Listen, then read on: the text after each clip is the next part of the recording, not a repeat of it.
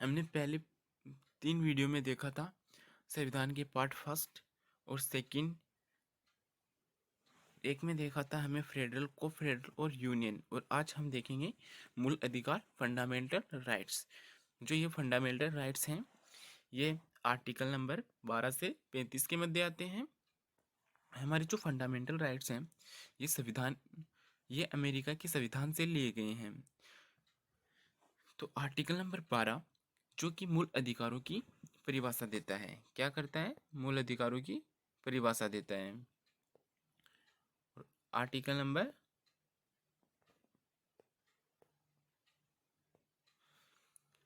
Number 13 जो कि अल्पीकरण व लगाम, यानी कि कोई भी संस्था है या स्टेट है वह किसी व्यक्ति के मूल अधिकारों को हनन पहुंचाती है तो या उन्हें छीनने की कोशिश करती है तो उसके लिए लगाम लगाता है, यानी कि उन्हें छीनने के लिए रोकता है।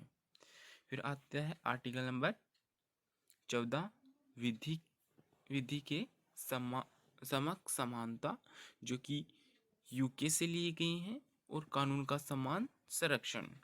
कानून का समान संरक्षण यानी कि कानून के सामने सभी लोग समान हैं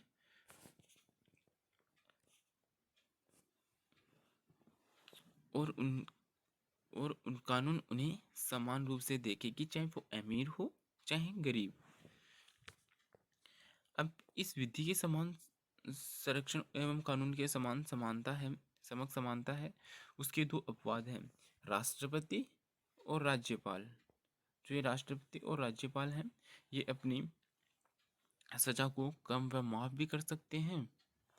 यह केवल अपने पद पर रहते हैं तभी ये लागू होता है, पद से हटने के बाद में ये लागू नहीं होता है। फिर आता है आर्टिकल नंबर 15। आर्टिकल नंबर 15 जाति, धर्म, लिंग, स्थान आदि के आधार पर किसी भी व्यक्ति के साथ भेदभाव नहीं किया जाएगा। यदि भेदभाव किया जाता है तो संसद उसे कड़ी से कड़ी सजा दिलाएगी। फिर आता है आर्टिकल नंबर 16 लोक नियोजन में समान अवसर प्राप्त करने की समानता, अर्थात सभी लोग होते हैं वह समान रूप से नौकरी या फिर अन्य जो पद हैं उन पर समान अवसर प्राप्त कर सकते हैं। लेकिन इसमें विशेष परिस्थितियों के अंदर छूट है, जैसे कि अल्पसंख्यक वर्ग होगा। तो अल्पसंख्यक वर्ग होता है तो उसके अंदर छूट दी जाती है, जिसे हम बोलते हैं आरक्षण। क्या बोलते हैं? आरक्षण। तो इसमें आरक्षण मिलता है जाति भाषा के आधार पर। फिर आता है आर्टिकल नंबर 17। आर्टिकल नंबर 17 जो कि छुआछूत का अंत करता है। किसका अंत करता है? छुआछूत का अंत करता है।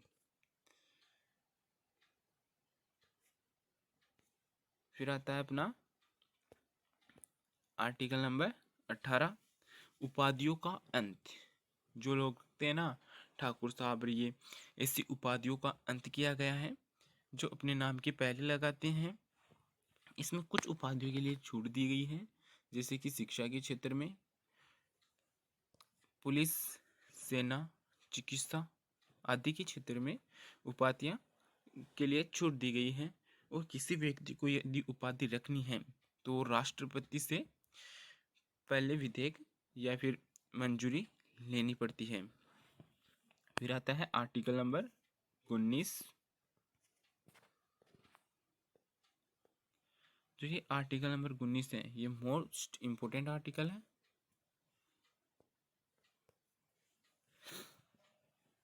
आर्टिकल नंबर 19 को 7 पार्टों में विभाजित किया गया है। पहला है अभिव्यक्ति की स्वतंत्रता, राइट टू एक्सप्रेस, यानी कि कोई भी व्यक्ति अपनी इच्छा अनुसार बोल सकता है, कहीं पर भी प्रेस कर सकता है या पुतला जला सकता है, झंडा लहरा सकता है। ये होता है राइट टू एक्सप्रेस। फिर आता है 19 में सेकंड सभा का आयोजन करने की, यानी कि हर व्यक्ति को कहीं पर भी सभा करने की अनुमति होती है, लेकिन यह अनुमति बिना हथियारों के होती है, यानी कि वो सभा तो कर सकता है लेकिन उसमें हथियार नहीं ले जा सकता। फिर आता है तीसरा, संगठन बनाने का अधिकार, अर्थात वो संगठन बना सकता है, समूह बना सकता है। चौथा है चारों ओर घूमने तथा भ्रमण करने की स्वतंत्रता, यानी कि व्यक्ति कहीं पर भी घूम सकता है, कहीं पर भी आ जा सकता है। फिर आता है पांचवा, संपत्ति का अधिकार। जो ये संपत्ति का अधिकार है, इसे वर्तमान में इसे कानूनी अधिकार बना दिया है। क्यों बना दिया? क्योंकि इससे सरकार को काफ़ी लॉस होने लगा था कि कोई भी व्यक्ति अपनी ज़मीन सरकारी काम के लिए नहीं देता था। जैसे रोड बन रही है तो रोड बनाने नहीं देता था। तो इसी समस्या को मध्य ध्यान में रखते हुए तो इसे कानूनी अधिकार में जोड़ दिया गया। फिर आता है भारत में कहीं पर भी बसने की आज़ादी, यानी कि कोई व्यक्ति भारत में कहीं पर भी बस सकता है, तो इसकी आज़ादी भी 19 के अंदर ही है। फिर है सातवां, व्यवसाय, यानी कि कोई व्यक्ति किसी भी प्रकार का व्यवसाय कर सकता है। यह है अपना आर्टिकल नंबर 19। आगे देखते हैं।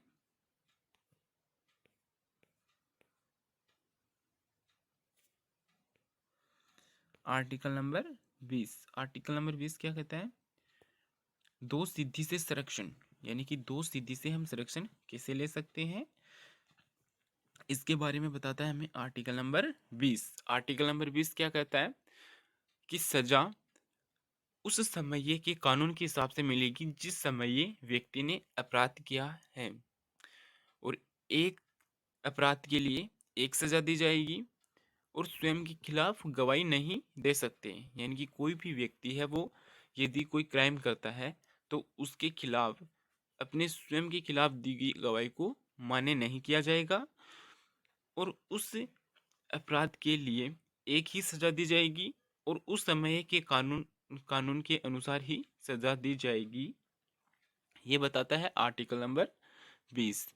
और जो ये आर्टिकल 20 और 21 है, ये मोस्ट इम्पोर्टेंट आर्टिकल है। इसको किसी भी समय सस्पेंड नहीं किया जा सकता। फिर आता है आर्टिकल नंबर 21। आर्टिकल नंबर 21 क्या कहता है? आर्टिकल नंबर 21 कहता है प्राण एवं दैहिक स्वतंत्रता, लाइफ एंड पर्सनल लिबिलिटी। क्या कहता है? लाइफ एंड पर्सनल लिबिलिटी, यानी कि हम प्राण नहीं ले सकते किसी भी व्यक्ति के, नहीं हम आत्महत्या कर सकते हैं, ना प्रदूषण फैला सकते हैं। और पर्सनल लिबिलिटी क्या कहती है कि कोई व्यक्ति को यदि एकांत चाहिए तो हम उसमें डिस्टर्ब नहीं कर सकते हैं। विदेश की यात्रा कर सकता है तो हम उसे रोक नहीं सकते।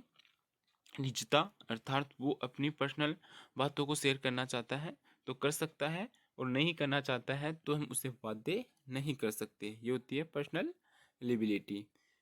फिर आता है आर्टिकल नंबर 21 में ही व्यभिचारी, एडल्टी। अब एडल्टी क्या होती है? यह अधिकार दिया गया है महिलाओं को। किसको? महिलाओं को। यानी कि कोई भी महिला अपने पति के अलावा दूसरे व्यक्ति के साथ संबंध रख सकती है, इसके लिए उसे कोई भी बाध्य नहीं कर सकता। तो ये है हम अपना आर्टिकल नंबर 21। अब आता है आर्टिकल नंबर 21 का क्या होता है? आर्टिकल नंबर 21 का जिसमें शिक्षा का अधिकार, जो कि 1 अप्रैल 2010 को जोड़ा गया था। कैसे जोड़ा गया था? इसमें 86वां संविधान संशोधन किया गया था 2002 के अंदर। कब किया गया था? 2002 के अंदर 86वां संविधान संशोधन करके शिक्षा के अधिकार को पूर्ण रूप से 1 अप्रैल 2010 को लागू किया गया था। फिर आता है अपना आर्टिकल नंबर 22, गिरफ्तारी से संरक्षण। क्या? गिरफ्तारी से संरक्षण। अब गिरफ्तारी से संरक्षण, अरेस्ट, ये दो प्रकार से होता था। एक तो था दंडनात्मक, जिसे पुनिटिव कहा जाता है, और दूसरा है निवारक निरोध, जिसे पुनिटिव डिटेंशन कहा जाता है। जो दंडनात्मक तरीके से यदि गिरफ्तार करते हैं तो उसके लिए ये किया जाता है अपराध के बाद। जब व्यक्ति अपराध कर देता है तो उसे दंडनात्मक रूप से गिरफ्तार किया जाता है। और इसे गिरफ्तार करने के लिए पुलिस आपको अरेस्ट वारंट दिखाएगी, यानी कि FIR। और FIR होती है फर्स्ट इंफॉर्मेशन रिपोर्ट। और दंडात्मक रूप से गिरफ्तार करने के 24 घंटे में जज के सामने प्रस्तुत करेगी। उसके अनुसार, यानी कि यदि इस गिरफ्तारी के अंदर आपको गिरफ्तार करती है तो इसके अनुसार आप स्वयं के अनुसार वकील रख सकते हैं। और इसके अंदर स्वयं के अनुसार वकील रख सकते हैं। और इसके अंदर 3 प्रकार से होती है वकील। एक तो न्यायिक हिरासत में, न्यायिक हिरासत में होती है तब रख सकते हैं। पुलिस रिमांड में होती है तब रख सकते हैं। और वकील होता है वो जमानत करा सकता है। अब इसमें पुलिस क्या करेगी, दंडात्मक में आपसे इंट्रोडक्शन करेगी, पूछताछ करेगी और हिरासत में तो लेगी ही, और 24 घंटे में न्यायालय के सामने प्रस्तुत करेगी। और न्यायालय के कौन से जज के सामने, CJM, जो CJM जज होता है उसके सामने पहले प्रस्तुत करेगी। अब इसमें और हैं,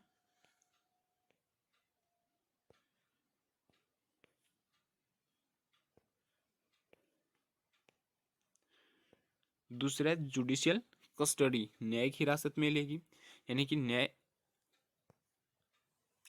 न्यायाधीश के सामने प्रस्तुत करने के बाद में जो न्यायाधीश है वो न्यायिक हिरासत यानी कि जेल में भेज देगा और वहां पर उसका पुलिस रिमांड होगा। ये तो है दंडनात्मक रूप से यदि किसी व्यक्ति को हिरासत में लिया गया है। दूसरा है निवारक निरोध। यदि निवारक निरोध के तहत किसी व्यक्ति को गिरफ्तार किया जाता है तो यह क्राइम होने से पहले गिरफ्तार किया जाता है, जिसे प्रिवेंटिव डिटेंशन एक्ट कहा जाता है। क्या कहा जाता है, प्रिवेंटिव डिटेंशन एक्ट। यह रखा जाता है क्राइम करने से पहले। इसके अंदर यानी कि यदि ये शंका हो कि यहाँ पे क्राइम होने वाला है और इस इंसान के कारण हो सकता है तो उसे पुलिस पकड़ के ले जाएगी। इसमें पुलिस जेल में नहीं ले जाती है, इसको वो अपनी इच्छा अनुसार कहीं पर भी होटल या फिर और कहीं पर रखती है। इसके लिए वो कम से कम 3 महीने तक अपराधी को रख सकती हैं, इससे ज़्यादा भी रख सकती है ना ही इस विधेयक के अंदर यदि गिरफ्तार करती है तो किसी को नहीं पता चलता है, ना ही इसमें FIR होती है, ना ही उसके सामने जज के सामने प्रस्तुत किया जाता है। वो अपने अनुसार गुप्त तरीके से उसे अरेस्ट करती है। तो इसके जो कुछ रूल हैं, कुछ एग्जाम्पल हैं जो ये प्रिवेंटिव डिटेंशन की, इसमें आता है एक PDA। तो इसे ही बोला जाता है प्रिवेंटिव डिटेंशन को। जो प्रिवेंटिव डिटेंशन है ये वर्तमान में लागू नहीं है। तो इसके जो एग्जाम्पल है, मिसा क्या है, आंतरिक सुरक्षा अधिनियम। क्या है, आंतरिक सुरक्षा अधिनियम, जो कि इमरजेंसी के समय लागू होता है। दूसरा है POTA। इसमें पुलिस के सामने दी गई गवाही मानी जाएगी। और चौथा है अपना टाडा। क्या, टाडा। यह सबसे खतरनाक कानून था। जो टाडा था वो सबसे खतरनाक कानून था। ये होते हैं हमारे प्रिवेंटिव डिटेंशन एक्ट, यानी कि निवारक निरोध। अब आते हैं आर्टिकल नंबर 23। आर्टिकल नंबर 23 क्या बताता है कि तस्करी, दुर्व्यवहार, बलात्श्रम, बेगारी, बंधुआ मजदूर आदि पर रोक। दुर्व्यवहार, किसी मजदूर के साथ गलत तरीके से व्यवहार करते हैं वो होता है तस्करी, यानी कि जो ऐसी चीजें जिस पर रोक है फिर भी उनका ट्रांसपोर्ट किया जा रहा है वो होती है तस्करी। बलात्श्रम, बच्चों से काम करवाना। बेगार करवा के मजदूरी ना देना, वो होती है बेगारी। बंधुआ यानी कि किसी से कर्जा लेने के बाद उसको काम पे रखना परमानेंट के लिए और उसे पैसे न देना, वो होता है बंधुआ। तो ऐसे जो मजदूर हैं उन पर रोक लगाई गई है। अब इसमें होता है अपवाद। अपवाद क्या होता है कि राष्ट्रीय सेवा एवं सुरक्षा के लिए यह आर्टिकल लागू नहीं होता है।